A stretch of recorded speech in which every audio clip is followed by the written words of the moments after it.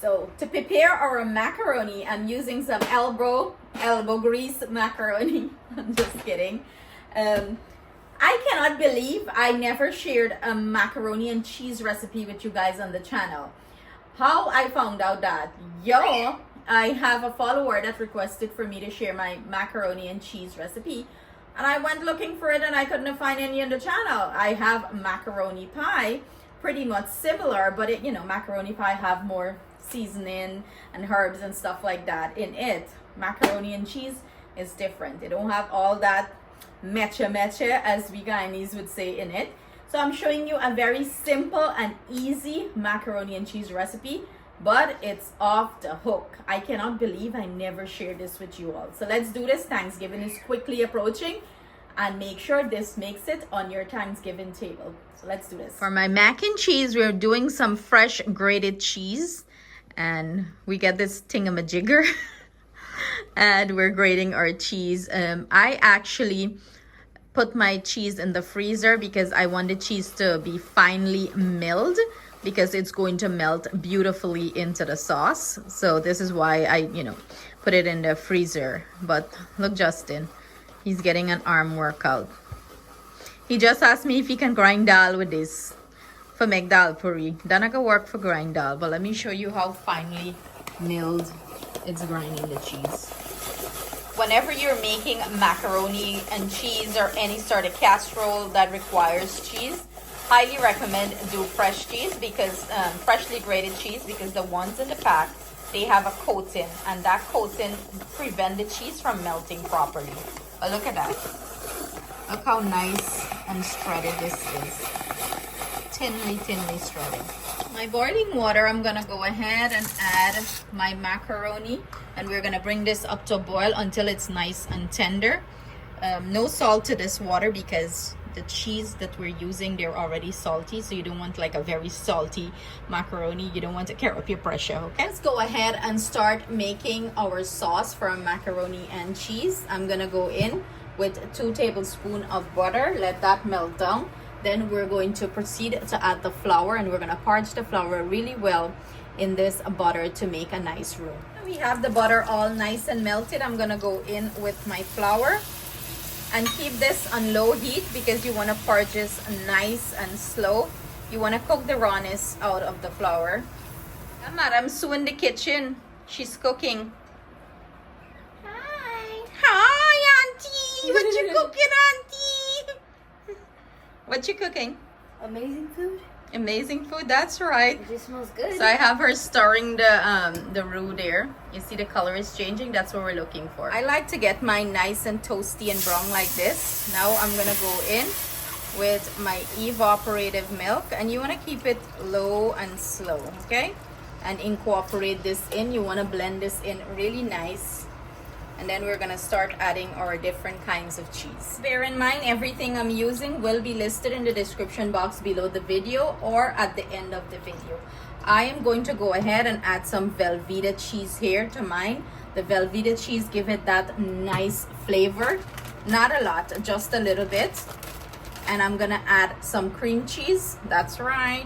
And we're gonna start melting these down. So I had my cheese, I had them in the freezer, because when you open cream cheese and you leave it in the fridge, it tends to spoil. So what I would do, if I open an 8-ounce cream cheese or Velveeta cheese and I don't use it up right away, I just put it in a Ziploc bag and I freeze it so it don't spoil. And that way I'm maximizing my cheese usage. Even my cheese, I do that. I freeze them if I'm not using it up right away. So I'm gonna let this melt down really nice. Then we're gonna go in with some different cheeses.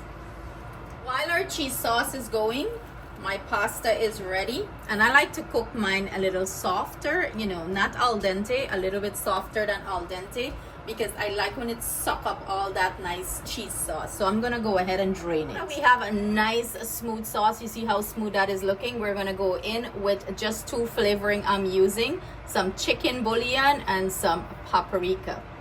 Okay, look at that. Go ahead and turn off the heat, and we're going to go ahead and add some cheese, blended cheese in there. I'm gonna add some mustard. Mustard is a must here. turn off the heat and let's add cheese. Cheese sauce, I'm gonna go ahead and add the grated cheese that I grate up.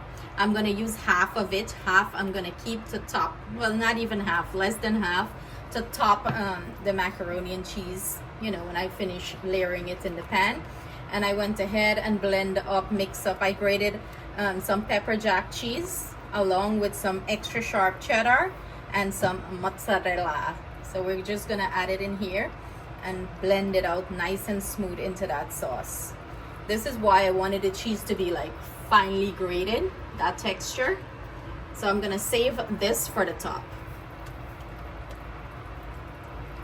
Now this is the consistency of our sauce. Look at that. Look how rich this is. This is what you're looking for. I'm gonna go ahead and add my macaroni to this and mix that in well. Make sure it's tossed and all that cheese goes into the little hole in the pasta. It's going to be delicious. You can go ahead and taste it for salt right now to see if you need any salt. If you do, go ahead and add it here. If not, just transfer it to your baking pan and we're going to bake this off. Look at that. Look how rich and creamy this is. Like when I tell you this is one delicious mac and cheese, it's on a different level. It's on steroids. So I'm gonna go ahead and transfer this into our baking dish. And this is the consistency you want. You don't want your sauce to be too thick. If your sauce is getting too thick from you, you can go ahead and add a little bit more of evaporated milk, or you can add, you know, a little bit milk, whatever you want to use. The evaporated milk is better because it's more rich and creamy.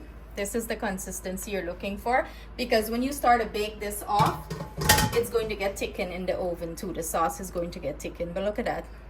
So creamy. You want to lick this, Justin? So we're gonna go ahead and top this with the remainder of the cheese. Sprinkle it on top.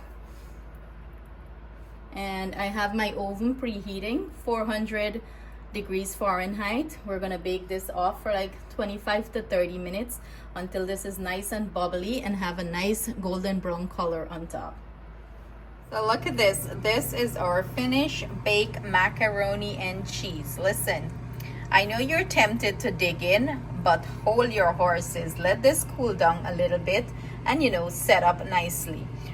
Baked macaroni and cheese for me don't have to be firm and like stuff like that. It just have to like have that nice creamy texture. That's how I like mine. But look at that beautiful crust on the top, and it's not even oily because of the way we prepare it, you know. It doesn't have like a lot of oil sitting on top and stuff like that. That crust is going to be so good. I didn't broil it or anything of that sort. I just bake it in the oven 375. I was gonna do 350, but then I realized, you know, I need that nice beautiful crust on the top. So I did 375 for 30 minutes, and this is the finished product. She is looking gorgeous. I'm going to cut into this so you can see what it's looking like on the inside. Let's go ahead and cut into this because I have an eager little girl waiting there to taste this. She keep on asking, is it finished? Is it finished? So let's do this. Let's do this, ladies and gentlemen. Moment of truth. Cut into, oh, hear that nice crustiness. That part is my most favorite. Let's go ahead and cut into this. Look at all that cheesiness. This is going to be delish.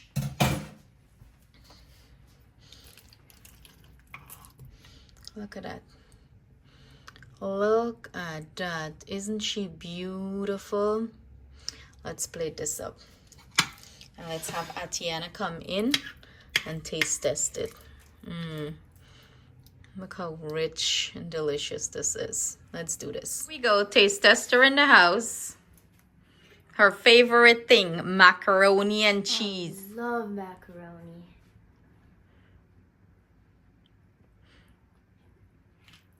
I don't know if you guys can hear that. So delicious, right? So cheesy. So flavorful with cheese. Yep, it's all about the cheese. If you guys don't try this, you're missing out. Simply, right? Yes, this should make it on your Thanksgiving table. There you have it. Miss Extravagant, there you have it. I hope you guys give it a try, and I hope this makes it on your Thanksgiving table. Sending you guys our love, thanks, and gratitude. See you guys soon with another delicious recipe. Stay blessed, stay safe, enjoy. Bye.